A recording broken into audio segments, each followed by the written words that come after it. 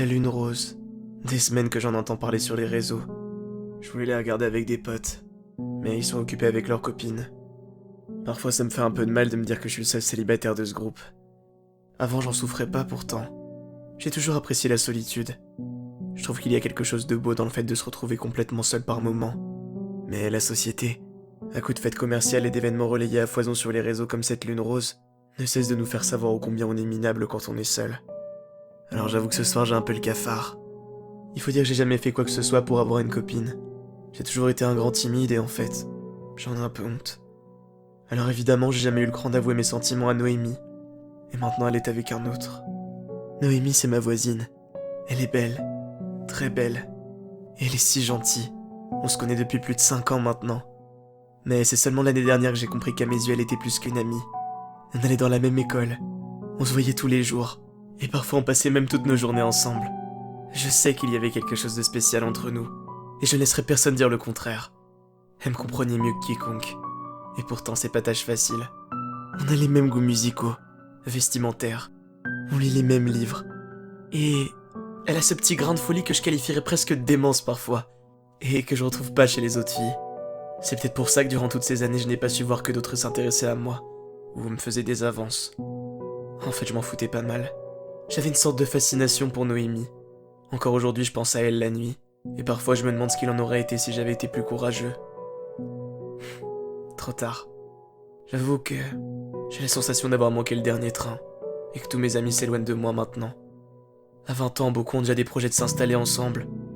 Et moi je suis là, à ma fenêtre, à attendre qu'une lune rose brille dans le ciel. Je commence à être anxieux alors j'allume une clope. Ouais, je fume. Je m'étais promis d'arrêter mais on le sait tous. Un jour on parle d'arrêter une mauvaise habitude. On tient quelques jours puis on la reprend aussitôt. C'est assez triste dit comme ça. Mais bon. Mon regard se pose sur la fenêtre de la chambre de Noémie qui donne juste en face de la mienne. D'habitude on se salue à travers la fenêtre et elle me lançait quelque chose du genre. Arrête de fumer, tu vas détruire tes poumons. Tu veux vraiment mourir à 30 ans?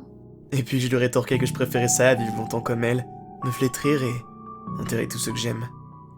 On avait un humour très particulier. Et quelque part je pense que c'est ça qui nous rapprochait tous les deux. Mais ce soir elle n'est pas là. Personne à la fenêtre. Les lumières sont éteintes. Elle doit être chez son mec, Dan. Un garçon beaucoup plus beau, grand et fort que moi. Mais pourtant si peu intéressant. Voilà que je me mets à être jaloux. Il fallait bien que ça arrive. Mais qu'est-ce que je fais? C'est le ciel que je dois fixer, pas sa maison. Je ferme ma fenêtre un instant et je pars m'affaler sur mon lit, regardant le plafond. En fait, c'est pas la lune que j'aurais voulu contempler ce soir-là. Je m'en rends compte. Mais c'est pas grave. Le temps va passer comme toujours, et ça ira mieux. Et puis peut-être qu'un jour Noémie ne m'obsédera plus autant, et ne deviendra qu'un lointain souvenir d'adolescent. La lune rose est censée être visible dans 2 heures. Et comme j'ai veillé tard hier soir pour me lever au petit matin à cause d'un cauchemar, je mets une alarme sur mon téléphone et je m'offre une petite sieste. Je m'endors assez rapidement. Je suis réveillé un peu avant 22 heures. Non pas par une alarme, mais par un bruit que j'entends dans la cour d'en face depuis ma fenêtre entrouverte. Je me lève pour aller jeter un œil, et je la vois. Pas la lune rose, Noémie. Qu'est-ce qu'elle fait là? Elle est toute seule? Elle a l'air paniquée. Elle peine à enfoncer sa clé dans la serrure de la porte d'entrée. Et quand elle y arrive, elle s'enferme et monte aussitôt dans sa chambre. Je me cache. Je veux pas qu'elle voie que je me tenais à la fenêtre depuis tout à l'heure à l'observer. Puis, je reçois un message sur mon téléphone. C'est elle. Viens à la fenêtre, vite. Le cœur battant, je me positionne à vitesse grand V à ma fenêtre. Mon sourire s'efface dès que je la vois. Elle est en pleurs, le visage couvert de bleu. J'entreprends aussitôt de l'appeler. Elle décroche au bout d'une sonnerie seulement. Noémie, qu'est-ce qui se passe? Qu'est-ce qui t'est arrivé? C'est Dan. Il a complètement perdu la tête. Est-ce que tu veux que je vienne? Ne sors pas de chez toi. Quoi? Ne sors pas de chez toi. Et ferme la fenêtre, s'il te plaît. Je veux pas qu'il t'arrive la même chose. Mais de quoi tu parles? Tu es tout seul chez toi. Oui? Pourquoi? C'est l'essentiel. N'ouvre à personne dans les prochaines heures. Je te rappelle tout à l'heure. Puis, elle raccroche et s'empresse de fermer ses stores. Qu'est-ce qui se passe? Je compte pas la laisser comme ça. Je descends les escaliers et enfile une veste, et je me dirige vers elle. Avant de frapper à la porte, je me rends compte que je ne l'avais même pas remarquée. Elle est là, dans le ciel. La lune rose. Mais je n'ai pas le temps de la contempler. Je frappe frénétiquement à sa porte. Noémie! Noémie! Je crois l'entendre sangloter d'une voix faible de l'autre côté. Noémie, ouvre-moi! Mais... Je comprends rapidement. Je suis vraiment débile. Il vient de lui arriver quelque chose de grave, oui. Mais c'est pas de moi qu'elle a besoin. Alors je lance. Je repasserai plus tard alors, en sachant très bien que je vais pas repasser. Elle ne le vaudrait pas. Maudite soirée. Je lève ma tête et j'insulte ce maudit caillou rose et froid. J'ai été si bête de penser qu'elle voulait mon assistance. Je suis qu'un... Je rentre chez moi. Ma maison. Mon lit. Je vais dormir et oublier cette soirée. Dormir pour oublier. Dormir pour que ça aille mieux, comme toujours. Dormir pour ne pas être conscient. Dormir parce que... Je viens de marcher sur quelque chose. Oh, c'est dégueulasse. C'est un corbeau. Un corbeau mort. Enfin, je crois qu'il est mort. Il est vraiment dans un sale état. Mais... il bouge encore. J'ai dû empirer son cas. Je recule de quelques pas, et je le regarde s'entortiller dans tous les sens. Il commence à se relever. Il croasse. Je remarque quelque chose de vraiment bizarre. Il a les yeux roses. Brillants. J'ai jamais vu ça. Et il a l'air hostile. Il croisse encore plus fort et prend son élan, comme pour prendre son envol. Il va foncer sur moi. Je protège mes yeux. Et... il se fait bouffer par un chien. Oh, c'est Houston, le chien des voisins. Oh, Houston! Lâche ça, tu sais pas où ça a traîné. Mais... mon soulagement ne dure pas longtemps. Houston ne bouge pas et me regarde droit dans les yeux. Où sont passés ses poils sur son flanc gauche? Pourquoi on voit sa mâchoire à travers sa peau? Et ses côtes? Qu'est-ce qui lui est arrivé? Ce matin encore, il allait bien. Il commence à grogner contre moi. Bon chien. Gentil toutou. Je recule. Lentement. Doucement. Il grogne encore plus fort. Et ses yeux se mettent à briller d'une lueur rose. Comme ceux du corbeau quelques secondes plus tôt. Il avance vers moi. Tenant toujours le corbeau déchiqueté dans sa gueule. Lâche ça. Lâche ça, je t'ai dit. Il va me bondir dessus et m'attaquer au cou. Il fonce vers moi et saute, lâchant le corbeau pour ouvrir grand sa gueule. Je le prends de court et me protège avec mon bras. Il va s'énormer un énorme coup de poing dans l'estomac. Il m'a fait tellement mal. Il est sur le sol et peine à se relever. Mon coup de poing l'a bien amoché, mais il devait déjà être affaibli avant ça. Je vais pas le laisser recommencer. Comment ce chien d'ordinaire si gentil a-t-il pu s'en prendre à moi? Et qu'est-ce qu'on lui a fait? Pourquoi il est comme ça? Je l'entends respirer bruyamment et difficilement, mais il est toujours enragé. Je peux pas le laisser se relever. Je dois me défendre. Monsieur Firmin faisait des travaux dans sa cour ce matin, et il a tout laissé en plan. Je vais dans la cour des voisins et je me saisis d'une barre de fer sur le sol. Je crois pas vraiment en Dieu, mais si il existe, j'espère qu'il me pardonnera. Pardonne-moi, Houston! Je me suis enfermé dans ma maison. Dehors, le ciel est complètement rose. Qu'est-ce qui se passe? Une nuée de corbeaux traverse le ciel depuis tout à l'heure, et j'entends les gens partir en voiture. Ça klaxonne de partout.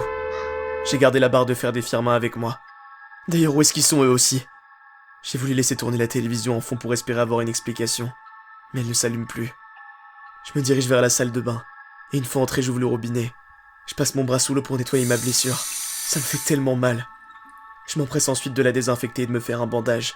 Puis, je retourne dans ma chambre pour me placer à ma fenêtre d'où je peux mieux voir l'extérieur. J'entreaperçois la silhouette de Noémie à travers les stores. Elle est en train de les ouvrir.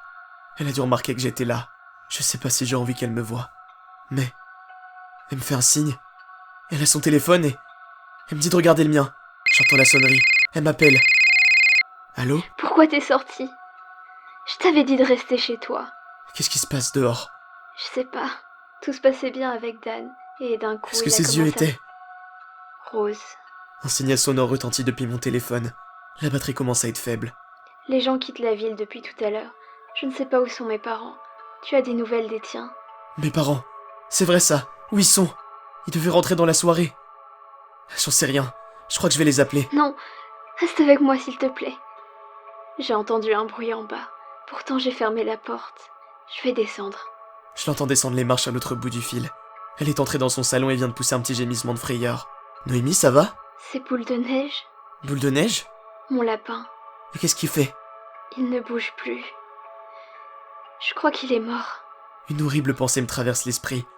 Je repense au corbeau et à Houston tout à l'heure. Ne t'approche pas de sa cage! Quoi? Ne t'approche pas de sa cage! Il se relève.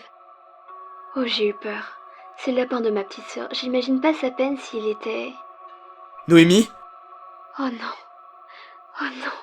Elle vient d'hurler. J'entends des bruits métalliques. Qu'est-ce qui se passe? Je... L'appel vient de couper? Noémie? Mon téléphone devient fou. Des applications s'ouvrent et se referment, des couleurs étranges s'affichent à l'écran.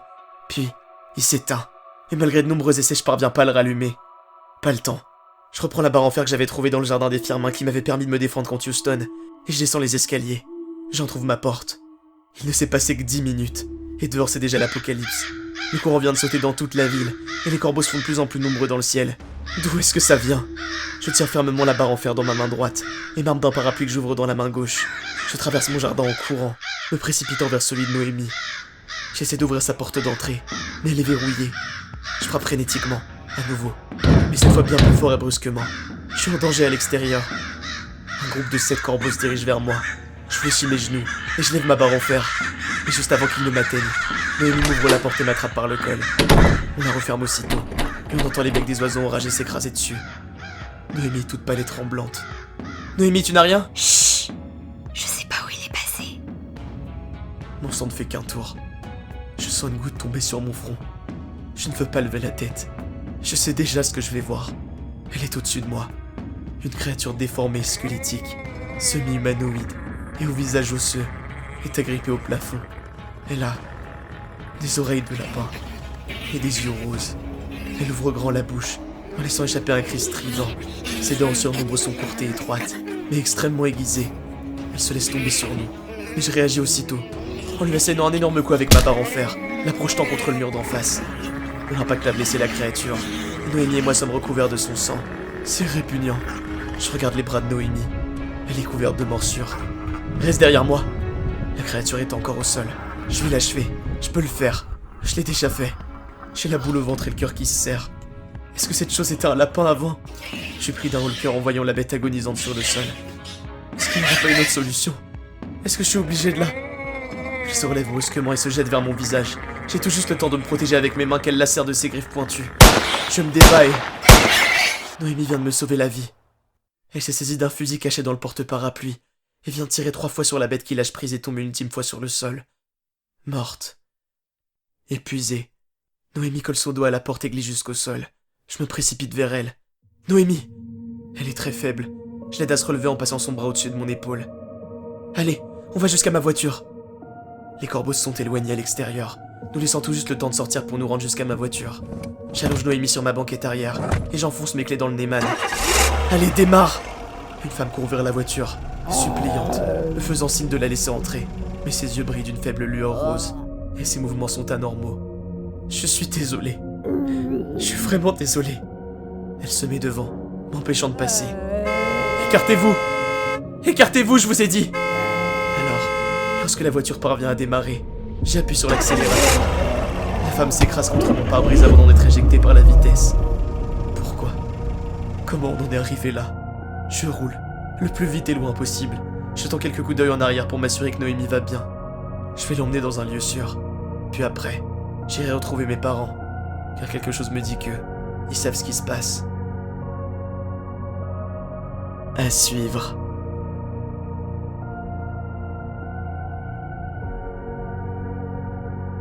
Rendez-vous sur la chaîne de Moth Noises mardi prochain pour découvrir l'histoire sous les yeux de Noémie.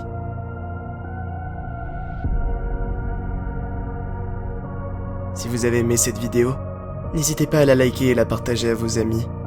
Et surtout à laisser un petit commentaire. Merci d'avoir regardé et à très vite.